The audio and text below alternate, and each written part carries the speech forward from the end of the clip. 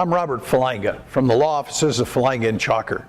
Today I'm here to talk to you about you've filed your personal injury lawsuit, your attorney contacts you and says you need to come in for a deposition.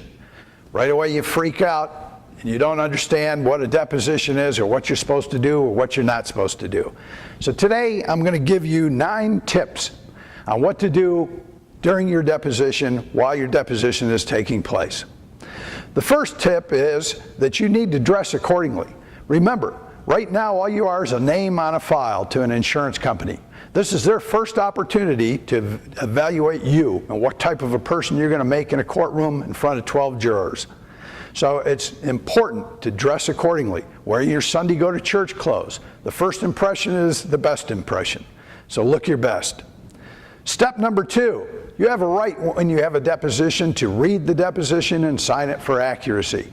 You can make an appointment with a court reporter and go down to their office and read the deposition and sign a correction sheet, and then it's notarized and you've had an opportunity to review it. Once you do that, you're locked in. You can't change anything in the deposition.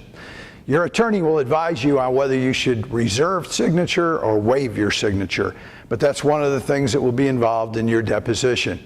We generally waive our client's right to sign and read the deposition for accuracy, because what you're really doing is you're reserving the right to do it at any time, up to and including when you go to trial. Step number 3, tell the truth. That's the most important thing.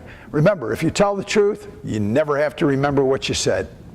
Step number 4, know and understand the question. I know that it's intimidating to you. You've got these lawyers with all this education and you got a lady taking down every word that you say as it comes off your lips. It's a very intimidating atmosphere if you don't do it on a daily basis. So the general thing is that you might not understand a question, but you don't want to feel stupid, so you answer it anyhow. Well, that's the stupid thing to do, because that's going to come back to haunt you. This is what they use to cross-examine you, to catch you, to try to make it look like you're fabricating your story when you go to trial. So it's important that you understand the question and think about it before you give an answer to it. Don't ever answer a question if you don't understand it. Tell the attorney, excuse me, sir, this is very important to me. I want to make sure I get this right. I'm not sure I understood your question. Could you please restate it or rephrase it? That's the proper thing to do. Step number 5, keep your answers short. Don't be volunteering a whole bunch of information, running on, rambling on about other stuff, because it's going to lengthen the deposition and you don't want to give up any information or lead them into other areas that they could go to find discovery to attack you with. So keep your answers short. The next thing is, if your attorney makes an objection, you need to stop what you're saying immediately and listen to what the attorney is saying in his objection. He may be signaling to you that you're about to get into some dangerous waters. So listen to the objection from the attorney and don't answer any further questions until the attorney says you may now answer. The next thing is, the attorney cannot help you in the deposition.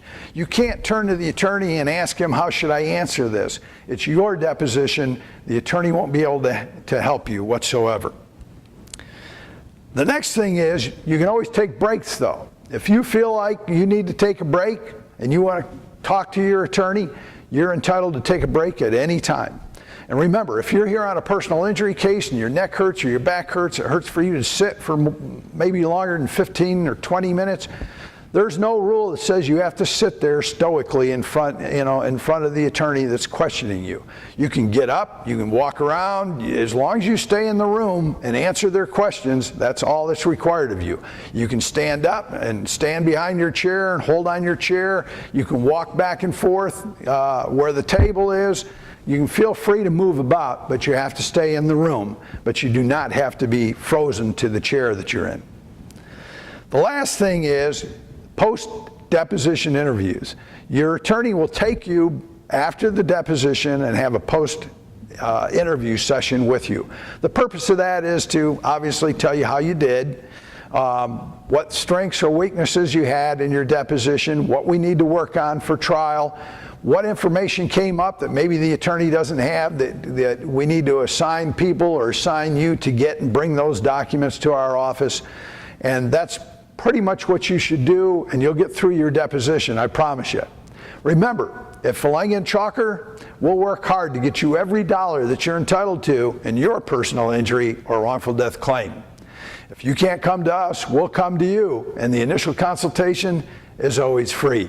Give us a call at the number that's on this video, or contact our webpage, which is also displayed there. Thank you very much. Good luck to you in your deposition.